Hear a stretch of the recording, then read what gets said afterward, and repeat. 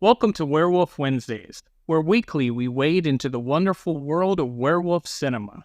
Whether you're a fan of classic lycanthropic tales or hungry for the latest in hairy horror, I've got you covered. We'll sink our fangs into beloved classics, unearth hidden gems, and explore the wild, ever-evolving subgenre of werewolf cinema. It's going to be a hair-raising good time.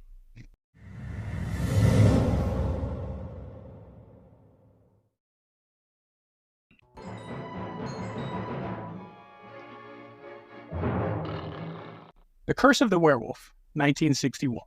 This Hammer horror takes place in 18th century Spain, despite being based on the novel The Werewolf of Paris. In the film, a beggar is locked in a dungeon by a cruel marquise after making inappropriate remarks at the nobleman's wedding.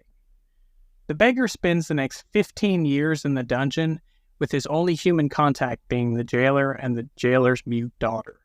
After the marquise makes advances on the jailer's daughter while she's cleaning his room, she refuses him and is subsequently thrown into the dungeon with the beggar, who then forces himself on her and then dies. She's released the next day and sent to entertain the marquise. She instead kills the marquise and flees to the woods, where she's eventually found by Don Alfredo Carlito, living like an animal and pregnant with a son. Don Carlito lives alone with his housekeeper Teresa, who nurses the girl back to health. However, the girl dies after giving birth to a baby on Christmas Day. Alfredo and Teresa raise the boy, whom they name Leon.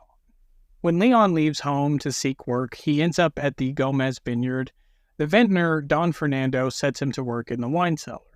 Leon soon falls in love with Fernando's beautiful daughter Cristina, but Leon experiences increasingly violent urges. Although these tendencies are calmed by Leon's love for the beautiful Cristina, he ultimately cannot contain his curse and transforms into a werewolf, terrorizing the Spanish countryside. The Curse of the Werewolf was the first werewolf movie filmed in color.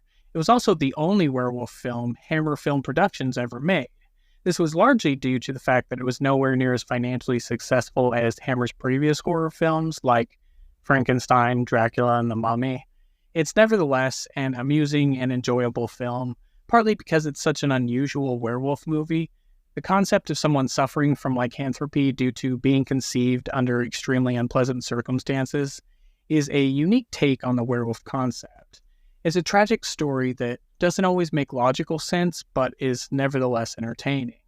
The film's very restrained in its use of creature effects, with the audience only really catching a glimpse of the creature properly at the very end of the film. The excellent acting and terrific ambiance make this movie appealing to any horror fan. The werewolf in the film is portrayed as a tragic hero who has no control over the things he does. Considering that this movie was made in the 1960s, the makeup and sets are extremely impressive, and it's a standout classic in the genre. Well, that's the end. I hope you liked this video. If you did, can you please hit the like button? You can also subscribe to the channel and ring the bell to be notified whenever I upload a new video. And until next time, keep on creeping on.